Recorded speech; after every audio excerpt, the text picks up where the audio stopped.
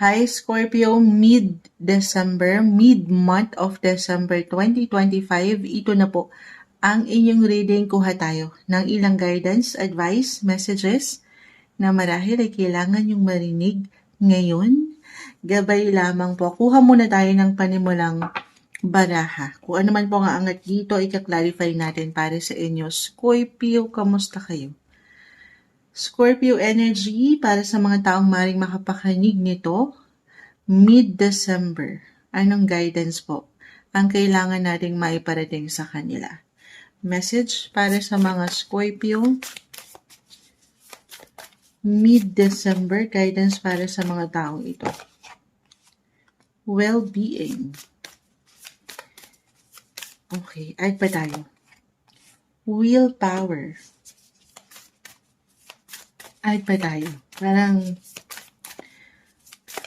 kailangan ko pang mag-add. So, Scorpio po. Para sa mga Scorpio po ito. Mid-December. Anong kailangan marinig ng mga taong ito? Guidance. Reconciliation. Magpapasko. Maaring hindi naman kailangan yung pinakasalita, pero dito pa lang I see balance, at peace, yung connections, healthy, or baka ito yung pinaka-advice ngayon pa lang, Scorpio, na kailangan mong mapaangat yung power mo, yung healthy na ikaw, bago pa man pumasok ang bagong taon, bago ka pa man mag-set ng iyong intentions or New Year's resolutions, pero healthy, balance, better version na 2.0 ang mapapaangat. Pero bago pa man yun, mid-December tayo guys. Meron ako nakikitang reconnection, reconciliation, ayan na, reunion, na napaka-normal ngayon dahil narito tayo, holiday season. Ito na, i-clarify natin. Scorpio, mid-December, anong kailangan yung marinig? Bakit ito po ang nagsibagsakan? Message? Guidance advice para sa mga Scorpio, mid-December. The Queen of Earth. Yung inyong pagiging independence. Nine of Fire, naka-reverse. Okay. So, syempre meron tayong kailangan i-release, guys. Mid-month. Scorpio, pinapaalalahanan kayo ng barahan na magandang pagkakataon ito to release. Let go. Alin yun? Release of anything or anyone that no longer serves you. Yung ilang nagpapahirap sa'yo, ito yun. The Nine of Fire. Minsan, why I feel for some of you, kung meron man kayong hinihintay, relasyon, pag-ibig, na meron kayong hinihintay na kahit sa simpleng comments, message, mula sa inyong mga person, meron kayong hinihintay na closure ba? For some of you, pangatin niyo yung power guys, meron kayong lakas to decide, okay? Meron kayong kakayanan na tumayo sa inyong mga sariling mga paa. Meron lang kasi ako nakikita dito na for some of you, tayo po ay general reading, pagdepende sa enerhiya ng iba. Lalo pa kung ito po ay patungkol sa usaping relasyon, love life. Na in a way, baka ilan po ay stuck up at hindi makapag-move forward. Hindi, kumaga walang freedom, okay? Meron kayong power guys. Pagdating yung willpower niyo, yung kakayanan niyo, kapangyarihan niyo na mapanghawakan ng mga sitwasyon kahit kayo lang muna. Or kahit nasa isang relasyon kayo, may pagtanggap, may pagpapatawad. Ayan. Huwag kayong, hanggat kaya, huwag daw dumepende sa enerhiya ng iba. Focus kayo sa inyong mga power, sa inyong well-being, kung saan kayo healthy at mapapriority nyo ang iyong well-being. Physically, mentally, emotionally, financially, andito na po lahat. Yes. So, for some of you, maybe this is a sign, alam ko, madaling sabihin lang ito for some of you, pero magandang pagkakataon ito to reflect, do some reflection, review your connections.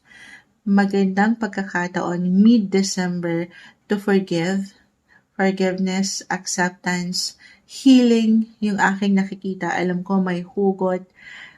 Okay.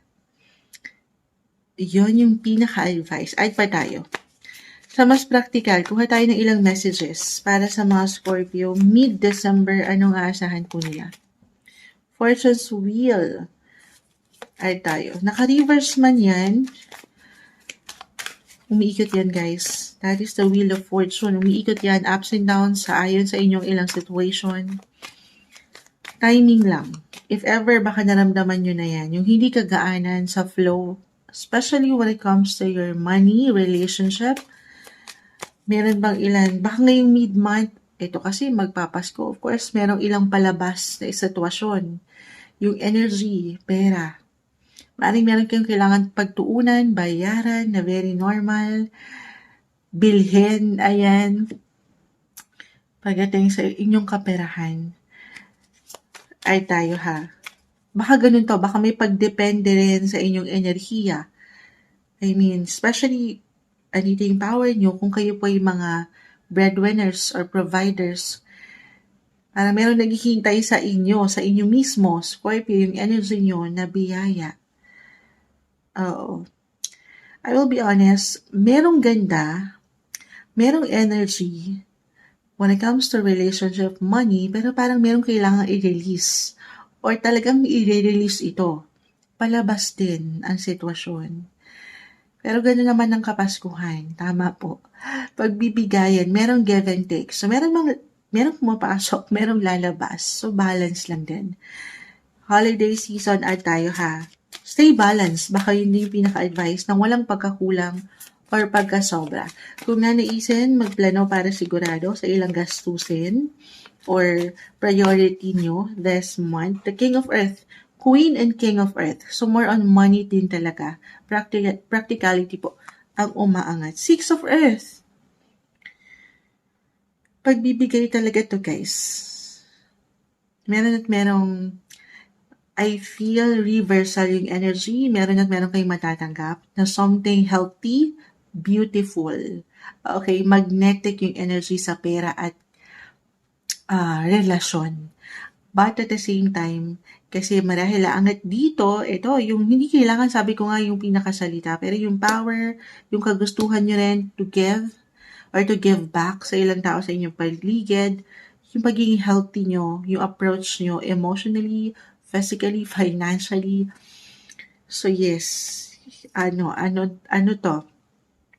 Andito yung fortune ha. Sa Jupiter, may something good luck ako nakikita. Yung energy ni Jupiter umaangat dito.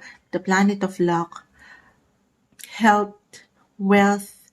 So, meron siyang biyayam na maaaring pwedeng iparating sa inyo.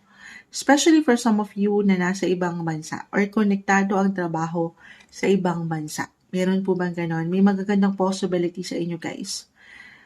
Opo. Higit kayo makapag-provide December. Higit niyong maibibigay yung mga kagustuhan nyo. Hindi lang para sa sarili, pero pang sports pa. Cherries. Pero dito sa ilang inspirasyon nyo, ito na yun. Yung pagiging, sabi ko nga, or kusang aangat yung sense of responsibility na kailangan meron kayong ma-share this month. At yan po ay hindi imposible. Okay? Sige. Umangat din dito yung meron na ba kayong mga kids? For some of you, may something ganap dyan. May support akong nakikita or kayo ang magpapaangat ng suporta para sa kanila. Or bibigyan nyo sila this time no extra focus, attention. Mid-month tayo, Scorpio. May ilang challenge? Yes, sabi ko nga. Ito po ay may provide. Okay? Kahit pa sa mga pagkakataon na feeling nyo limitado yung options nyo or parang walang solusyon, merong solusyon, guys. Timingan, again, reversal tayo. Maaring merong sumuporta sa inyo. Support. Halimbawa, if this is connected talaga sa pera, tapos may mga bata, meron kayong anak, Queen and King of Earth, yung energy ng pagiging provider din kasi dito umangat ang pagiging mother or father figure. Kaya ako na ma-mention yun. Six of Earth, Scorpio, your natural placement nyo is in the 8th house of other people's money. Meron at meron kayong makukuha na ng willpower, ng power, ng pagiging healthy. Sa mas practical, 8th house, dyan pumapasok ang pag-loan, bangko, gobyerno, baka may paayuda na parating sa inyo, may bonus, may commission, may magagandang posibilidad po ang parating sa pera. Yes, maaaring meron extra payments, bills. It could be unexpected pa nga for some of you, sa mga pagkakataon na hindi nyo aasahan, pero yan po ay mapangahawakan dahil may solusyon. Aangat din kasi ng kusa, or ito yung kailangan nyong marinig, yung natural nyong abilidad kung paano i-handle. Ito yan, willpower nyo. Ang situation. Ano mang pwedeng ihain ng universe sa inyo, mapapanghawakan yan. Ngayong mid-month of December, ito yung umangat na guidance advice, messages para sa inyo. Happy holidays, Merry Christmas po, Scorpio.